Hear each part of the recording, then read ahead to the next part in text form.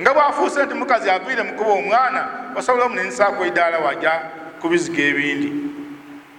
Almuhimu tutegeere obuvunaanyizibwa bwaife. Eidiini mu Maka ekintu kyendi kusookerako singa tunakyegemaku tujja tegeera obufumbo butambula butya era tujja kuba nga twesiimye. Ezira mukazi okulolako oyo yenaaba afuuse buti mubuyabuya ngaiba atuukiriza byendogeireko yakuzimbira enumba okusinza ku busobozi bwe. Emera awaka agula abandi nga niwaasalawo tuzero tugulire kino ne kino yagula nga gwe mukyenzi ekumala n'abaana bo. Engo yagula bwe mulwala aida ndaba abaana basoma wena wasoma yakuteera ku n'ebintu ebyokukuyonda obuyonda ebizigo naki oluusi yakwayo n'esente ediza ku accountability kuba abasaada abo baliyo ate era kirungi omusaada wabaku n'esente doowo omukyala nga tiikwira kumubuuza odigiirega dide abo abasaada baliyo era tubakubiriza mwenemwena mube mutyo diza ku accountability dide oba asindikira maama we oba akola atya. Singa omusaada atuukiriza ebintu ebyo omukyala n'osigala nga iwe ebikugema ku tobikoze awo nawali obuzibu awo wena olwali jakubanda yawo malikiyama kubanga ebintu biri kusaidi abasaada bonka n'abakyala batyo. So buli omu azaana eroolo ye.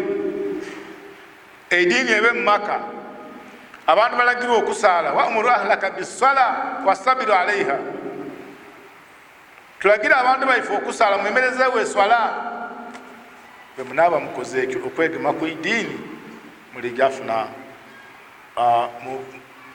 obutebenkevu n'okwesima mu Maka. Aye amaka ge twagoba mu idiini kubanga lye tusooka ogoba naddala baani naife. Omusaada gyakoba ensonga yakwati muna kino ekitwawukanya tukobe hadisi ekoba kikwati tonkobera idiini yo tini wonsomesa idiini baseba abakyala nife baseeka batumingisa idiini oli yakwanza ina seeka wange titwenda ano idiini yo kasita omuntu akoba oti obinze idiini Maka bana nti aga okwesiima takujja kubaamu kubanga eza kijatebengeza Maka yagaziza mu idiini.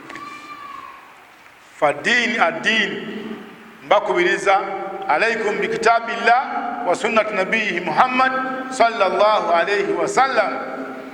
Mwegeme ku idiini mujja kuwona ebintu bingi era mujja kufuna asaada fil baiti mu Maka.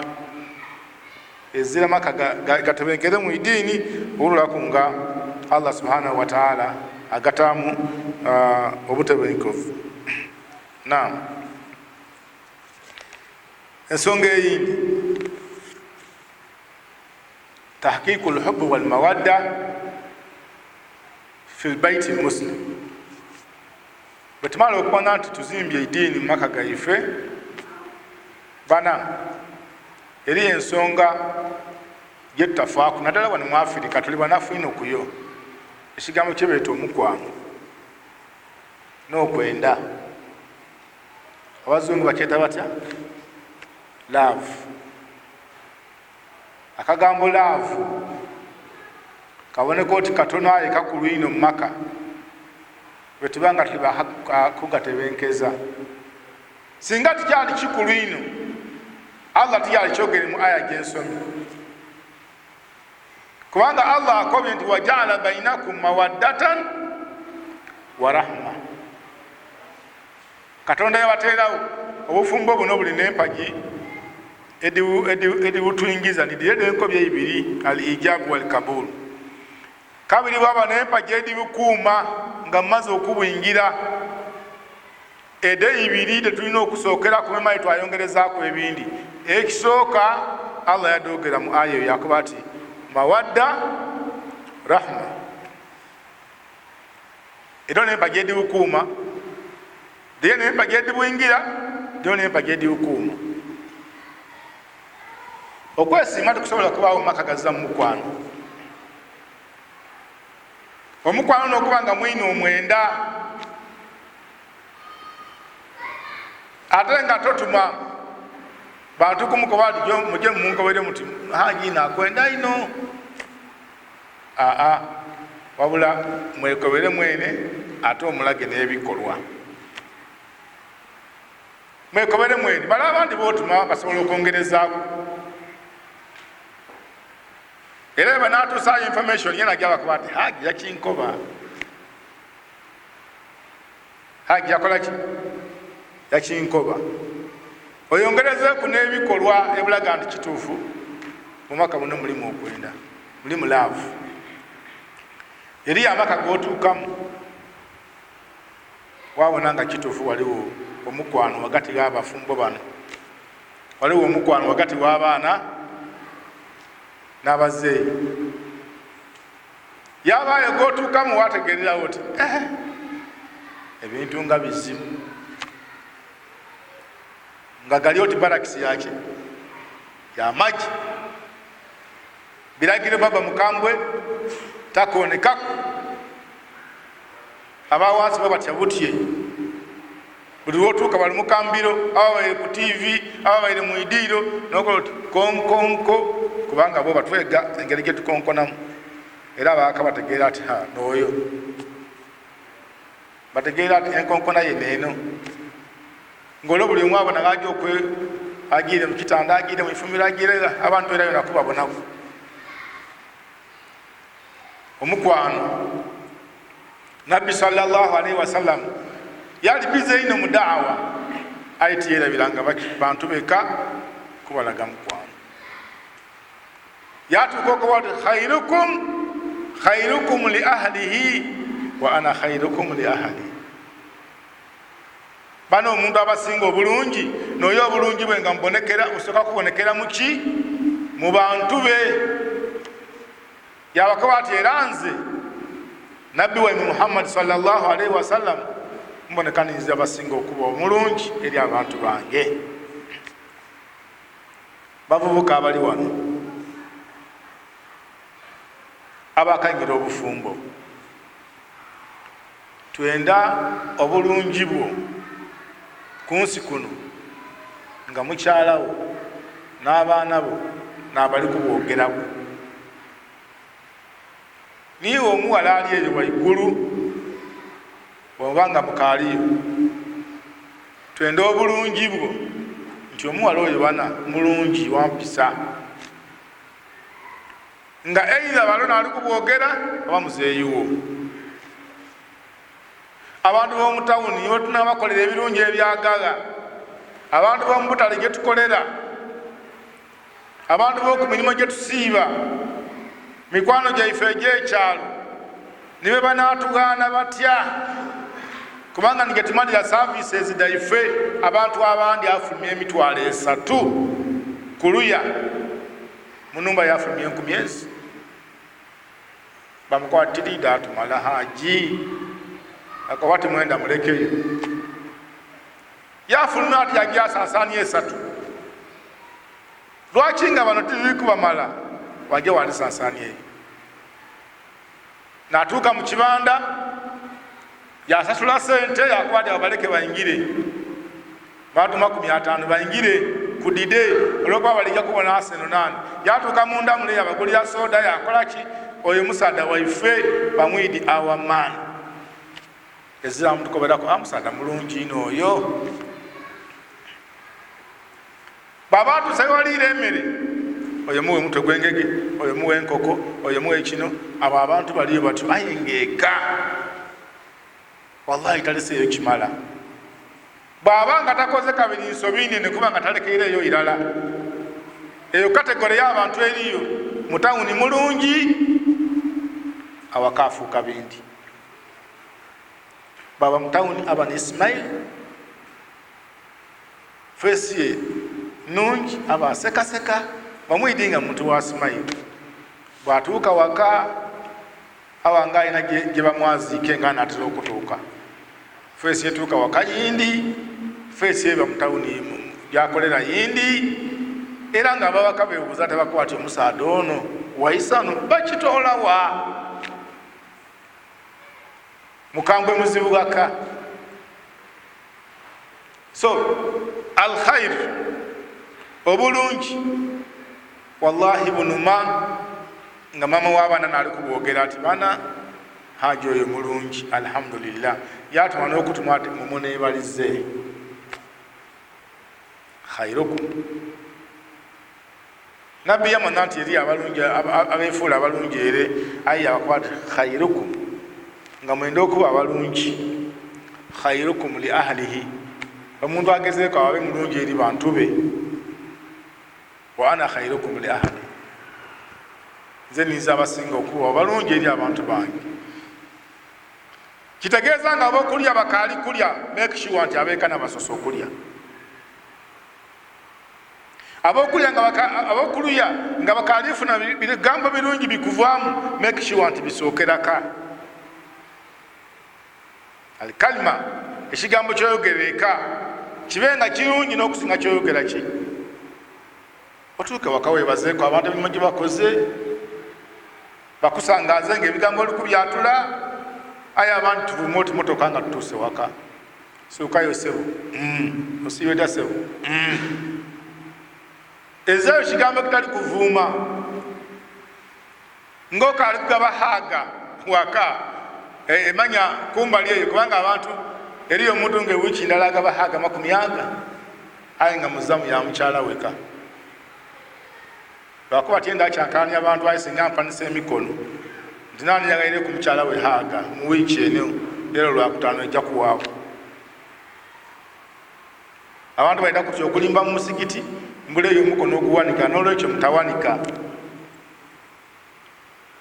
aye mugitegeere nti haaga nga okaali gitwala mu tawuni ekisinga okugemya enaku nti eri abadigabira ba anet kuradde nga ya haramu malayika eri wano eriwandiika kyokka eriyo haaga eri kwempeera kubanga waman yamal mithqala dharratin khairan yara omuntu niwakola akalungi nga katini ngaye kalungi ajja akaagaana mu maiso ga Allah subhanahu wa ta'ala waman yamal mithqala dharratin sharra n'olwekyo haaga yeeka khair malayika tasobola kugireka buleke era ye bw'ova eno n'okoba oti maama Amina mpa ku haaga oba ida nkuwe ku haaga wallahi haaga eyo malayika egiwandiika era ojajaagaanayo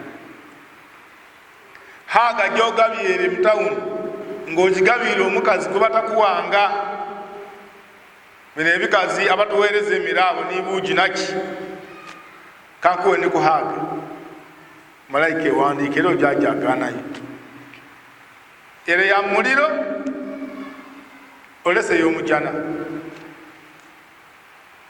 olibona hata ni muswafaha ogemako omukazi mu ngalo ekintu ekyo kizitowa imwe waire nga tituwanirika emikono ayewe izaye wakantu akatambye ni mwobone wakomali omugemako mu ngalo oli otya nnyabo wakomali aina omukwano guliga nabakubakwano olulala nti ng'oyenda okutegeera abafumbo nga tuli mu takisi kasoobo n'abatambula nga basiriike paka yebajja bona ati wanaaboneka mukazi woono basirika paka yebajja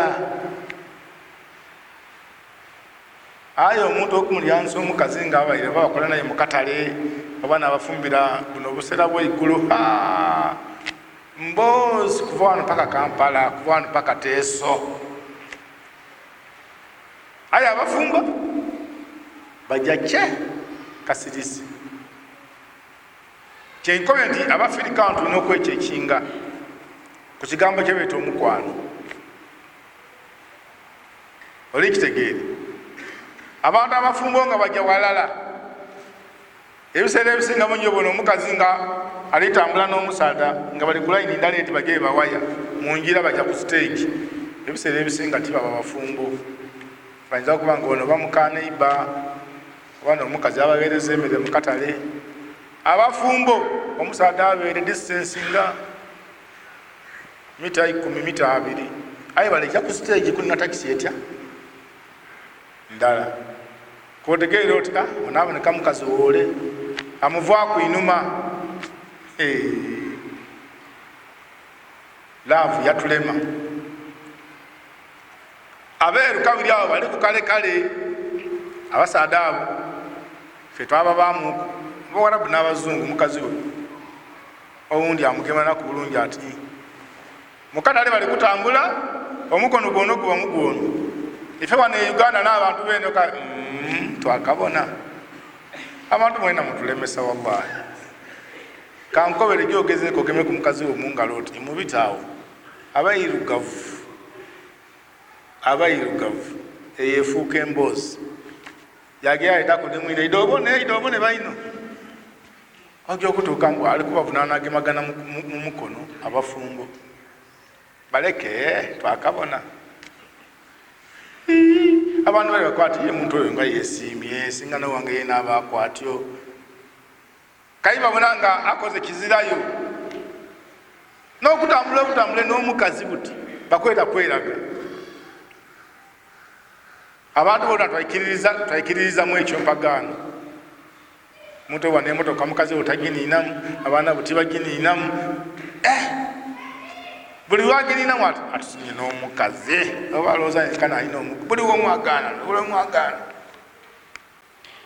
Ebyo abantu abandi bali ku buzibu bali ku bunkenke obwo.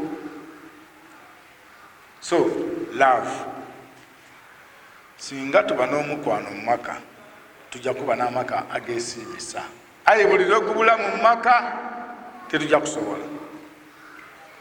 Tube balungi eri abantu baife abantu balaga omukwano yogeraku n'abantu waka. Wekake yogeraku mukyalawo mubeekuuku n'emboozi. Aye abavubuka abandi akwali nze ndogera n'omukazi. Omukazi munakeerowasa tetyereeterezaaku. Mukidi nga abantu abandi n'okusaba obusaba amaadi ag'okunwa bwe bukambwe. Bakwati amukwano mpa ku maadi nweku. Abafumbo abandi tibakisobola akoba ekyo. Wabula bwaba ali kwenda amaadi ag'okunwa munsuwezira maadi. Olondo alisa amaadi gakunwa akoti ole yayitegeera atya nti oli kwenda amaadi gakunwa. So tulikwenda okubategeeza nti embeera eyo ereeta omutawaana buli lwobanga omukwano gubuze. Timusobola kuteesa, timusobola kwogera olw'okubaza mukwano. Oliyako wati nze nga ndikwenda okukola mu maka gange ng'okuba mbu nteesa na mukazi nteesa naye ki omukazi obukazi. Bwe mba mukayogera ebigambo ng'ebyo ekigambo kibeeta kwesiima waka kikaali wala. Bayikiriza muteese kubanga ni mwino mu maka. Ikiriza muteese okusalawo ekisembayo kukwo. Aye mwina okuba n'okuteesa ogwo nigwe beeta omukwano omukwano mu maka. Then okusaasira n'empagi ey'okubiri mu bufumbo tukobye love n'okusaasira. Tube n'okusaasiragana. Abakyala musaasira abaami. Okusaasira okweyime ku saidi y'abaami kwida kubonekera mu kugema empola waleti n'abaami. Eza kimaze kubasaada mirembe nga bakazi kusaba bibita mu busobozi bwabwe. Olw'okubanga waine neighbor akolere mukazi we kino amukolere kino yaleba kutegeera nfuna yaiba. Awo walina okubaawo okusaasira nalirire ku nnyama. Aye haji kamusaasire haji enaku dino tali bulungi. N'olwekyo agule kyagula oli ekyo.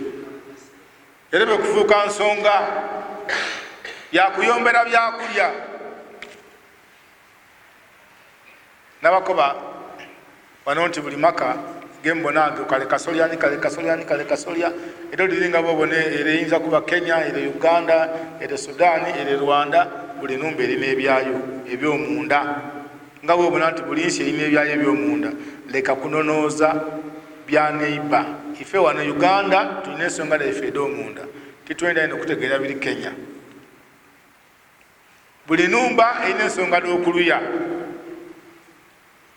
N'olwekyo enumba eno ebanga ensonga d'ekuluya the handling it era eyinza okuba nga tewehandolinga bona ayinza okuba nga abaana bakoba abayikiriza okutambula obwire n'okufuluma ojja mu katale olwo wenumba era ayinza okuba ti nzezera mwana ava waka. Enkolagana yaffe ne banaiba ejja kuba etya. Ebintu ebyo bikulu ino n'olwekyo tube n'okusaasira nti baze wange kino kyasobola leka kumukakaati kakola ebifaanana nineibawo eno numba yindi ekiregeeza eno nsi yindi neera ensi yindi. Tube n'okusaasira abaami, tube n'okusaasira eri abakyala. Abaami naddala abawangalira eno mu byalo eyo balina obuzibu, obuvunaanyizibwa babwetoolaku. Mukyala nalina okunoonya buli kimu. Omuntu azza kusaasira noyayira ajja ne mukyala we ku lubimbi agiireyo ole nasinza okulima nagereire enku adeetiika, yeetiika omwana, yeetiika emmere, yeetiika enku, yasitula akadomola k'amaadi mbu omusanda kyagezezaako eino kugema kaleediyo ajje nga bwawulira amawulire. Okusaasira awo kuba kuliwa. Okusaasira kwingira n'okuba tusaasira abaana bano. Olifuluma waka nga toleseewo mmere walaba nakusaasira abaana bano ndala bajja kuluma. Laavu bwerema okusaasira ne kubaawo kuyamba. Aye mulwanisenga ino bitavaawo byombi. Omukwano bwe kulema kuba kusobola okufa olw'embeera oba eno obeere ototolanga okusaasira. Abantu tababonezala kubanga mama we yakuniiziiza kyetuliiko bekyo nti iramuko omwoyo gw'obusaasizi, iramuko omwoyo gw'obuzaire okuba oti waire omukazi yaniiziiza bano abaana bazza musango. Awo bijatambula bulungi. Ensonga eyindi ndikwenda kumaliriza musomo kuba saawa digiire. Ensonga eyindi obugumu asabur wa ihtimalu al-adha. Asabur wa ihtimal al-adha. Obugumiikiriza. Obugumiikiriza n'okugemerera kuku ensobi ediva ku luuyi olundi. Wagumira kuku ensobi. Obugumiikiriza singa buba mu kintu kyona kyona awali obugumiikiriza nga bawa obuwanguzi. Kasolemerwa obugumiikiriza hata fil ibada. Ni mu ibada mwene kasa obugumiikiriza bukubula tojja kumalaku. Bakoba kusaala esaawa eno mukyemera ne muli kusoma saburu.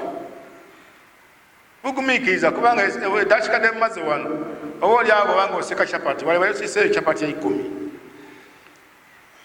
Aye ogumiikiriza oti olw'eddiini y'obusiraamu. Wa ihtimaali al-adha tetujja kuba mu bufumbo mubule mu kukosa. Bil kalima al-mantuuka omuntu ayinza okukosa ng'akosa n'olulimi lwe al-lisaan. Era mulina okwegendereza ino enimi mu bintu ebisinga okusansula amaka olulimi bigambo ki byoli kwogera. Kubanga ebigambo ebindi biruma n'okusinga emiigo. Ole Yakobo wakiri yali nkubye yayogera ekigambo aye nga yakyogera mu mwaka gwa 2009 kikakuluma mu 2023. Era wakuba ekigambo ekyo kikanuma paka olwaleero. Aye bano eriyo omwiga oguluma okuva mu 2009 paka mu 2023 guli. Era ntole wakukuba teke n'ogwere ogemawo okuko ng'akuluma n'olwaido wiiki nga bagawaire kusigawo zaiti gawona. Aye ekigambo kisigala nga kiruma, kisigala nga kikosa. N'olwekyo mwegendereza ino ebigambo. Abantu abufumbo obundi afazaali olaba musaada nga mukubi atabeere musaada ayogera bubi oba mukazi ayogera bubi. N'olwensonga edo nsobi. Aye singa kiba kiidye nga omusaada wo Allah amugereire kibaire kikolwako tekikola ekibi tukaba tahammal bakuku n'okuguma koboti alhamdulillah akikoze kino myayika ngume tubitewo kubanga buli lwotaguma tojja kusobola kumalaku ya ayuha alladhina amanu sbiru wasabiru warabitu abayikiriza nife bako babigambo ebyo tebagumikiriza ate tukumikirize ino ku buli kimu sawa tulikogera ku bufumbo tebagumikiriza mu bufumbo bwaife kubanga awazira bugumikiriza obufumbo bujja kufuuka kisaawe kyantalo kisaawe kyakukubagana kulwokubanga ensobi dikolebwa abantu eza muntu mutuukirivu ekyo tukitegere mu bufumbo tosuubira kunoonyayo musaada bamukyala nti ono ali 100% perfect ojafuna omukyala omukyafu aye nga ate mu bukyafu bwobwo aza lugambo odafuna omuyondo nga muyondo ino aye nga talidi kufumba ojafuna ide okufumba talidi kwaniriza bageni wahakadha nolwekyo ompuna mu kino kino ebindi gumikiriza ebindi mukobere mpolampola aye wonakuba oti ono wasooka wafuna ono wa lugambo wa mugoba waleeta azira lugambo nga mukyafu wa mugoba lwa bukyafu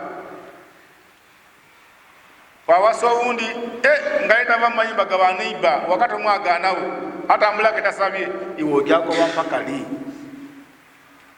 ojagoba mpakali ojakuba mpakali ojakwogera mpakali nolwekyo sabur bugumikiriza nga bwetubuwulirira mpolampola oba oliawo Allah subhanahu wataala omuntu yakyusaako wabula edo kitibakati ebikondo ebitawa mu maka teke ki bigambo bisongovu biva kubanga obugumikiriza buzirawo wabitali buli lwobubulawo obugumikiriza nga bawo ntalo awali entalo tewasobola kuba kwesiima kubanga n'olwaide olajja kwogera ekigambo ekikuluma kabiri okube nilula ayogera ekigambo nga kinene kiti onaatuusaawa tubeeku n'obugumikiriza Allah subhanahu wataala oba oliawo twaba n'amaka agesiimisa naam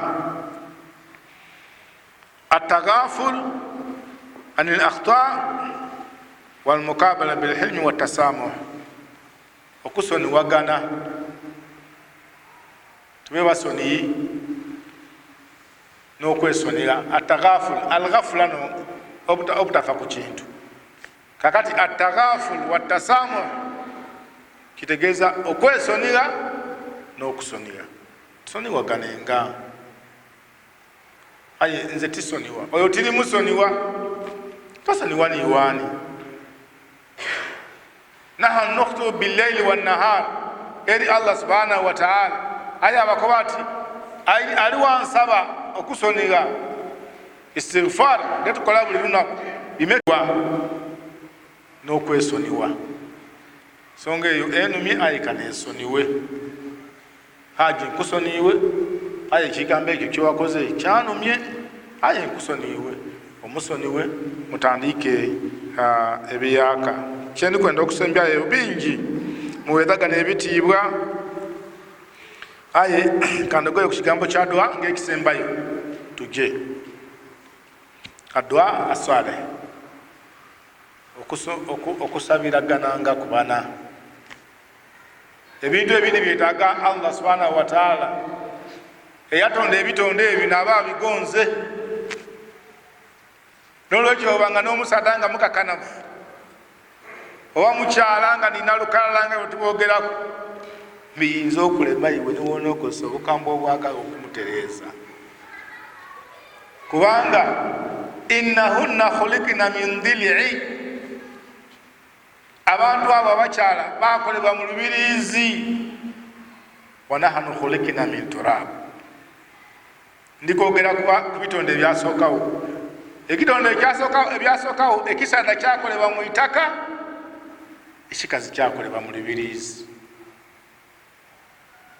kati bwofuna ng'omusaada nga niwe mukazi mana nti ekintu ekirimu itaka tikiyinza kubulamu kakolaki kamenenuka mukaija akamenenuka buli lwoli ekintu ekigire mu itaka kibamu okumenenuka. N'olwekyo ife abasajja tukola ki? Tumenenuka. Tunatona tuli ba mu itaka kati bagano namenenuka kile wala menenuka kindi kubanga n'amataka sebo eito siri menenuka nga museno.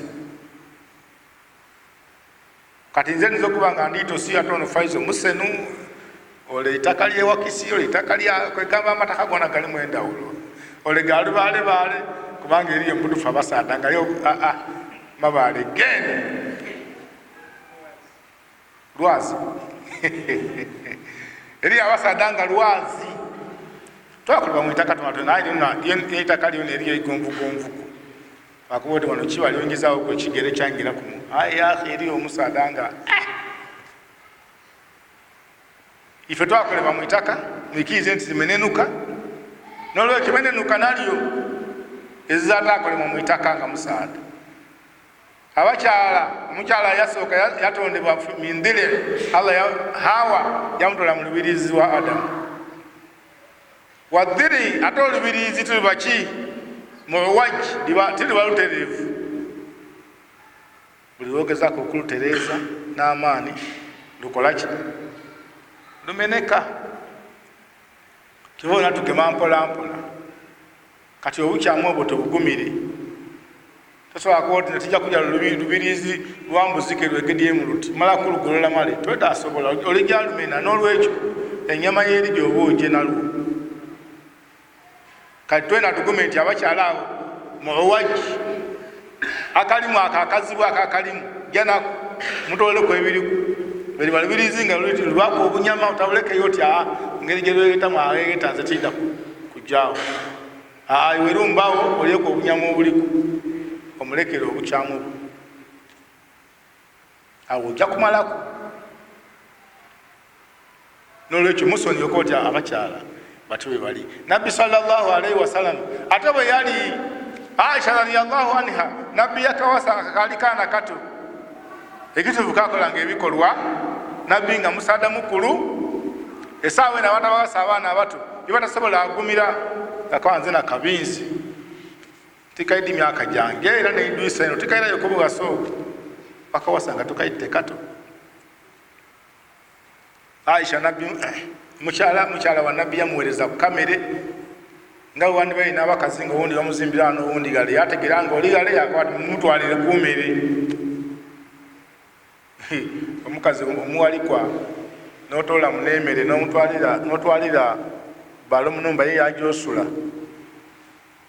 owalera akola atya emere yagikola atya ayinza okwogerera okwo ebigambo kagira okubona nga zitindikumu anti ogezi ni Aisha yena sebo tiyasobola aguma emere bwe yatuuka yakuba ki yakuba esowaani emere yayiika. Nabbi sallallahu alaihi wasallam yakola ki? Iwe saawa eno esowaani yo gye wagula nga omukyala wakuweereza emere oli mu nnumba ya muwalikwawo yakuba esowaani gye wagula gansi omukola ki? Oyinza otolayo oluyi liiteke wambuza ne woobigula ku manyoko. Ayi nabbi yakuba mama waimwe eriga limugemyemuuku ate nga alikyogera nga ali ku Ismaili. N'olwekyo kitegeera nti kirina okukolebwa kityo eri abantu abanene abakyala nga oba amwizizaako ng'omukyala yekyansi tawanenya kubanga ekyo nekyalina okukola ekyo nekyayibwe. N'olwekyo nze tijja kumwirira era butina mulese andebera okwizaako Katonda yatuyikiriza ebyo nebigambo byetwogera gyakoma okukububira gyakoma ate okukwenda gyajja okoma okuba omukambwe ku nsonga eyo. N'olwekyo mwana nti ogwo omukwano musoniwe kobe nga omutuuseeko oba yakukola ki oba yakukola ki ng'owasiisa oba yakola ki yayuza engoye yayokya ID yasulula engoye de mu muliro odakyogeraku oluvannyuma ayisooka omusoni bwona aba okoze ekyo ojja kubanga otambuliza bulungi. So tukole tukusabiragana, tusabiragane. Kati buli omu naidi bw'oba abafulumyeko olwaleero, ani afunye ku dduwa ya mukyala we ng'ali mu kuba ati hagituuka bulungi, Allah akuteere mubaraka, ayi Allah wuyo agiire, nga wairozira okubaga ne bw'oba wasobola okubyogera aye ng'ogiire ofulumira akwati ayi Allah seeka wuyo afulumye. Kusaba Allah muteere obwangu yagiire, mugabire riziki, gaziya ebyenfuna. Kwifa abali gano nani kuba abakyala baife tebaidi, ani ayinza okuba nga afuna omukisa ogwo? Kizibu. Tusabiraganenga. Mwena abasaada musabireku abakyala, mukyala we musabireku Allah amuwa emikisa, Allah amugondeze obulamu bw'ensi, wena amukugondeze. Babanga abaine mukyala mukozi, yena omusabire Allah amuteere emikisa mbyalikola, osabire n'abaana bo addu'a. Tulina okuba nga tusabiragana bana.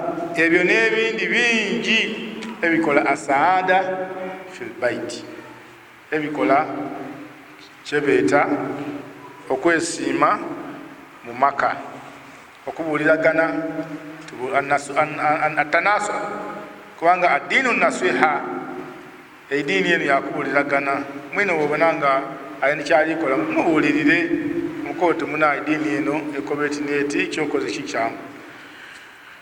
Kankomaawo tetulyagaanana tulikola ebindi kubanga byo bingi ebikola okwesiima mu maka. Bwebanga eri ayina kyayongeraku, ngeri ayina kyabuuza, ngeri ayina kyawabula, kubanga mpakabye nti guno omusomo gwakukolera walala.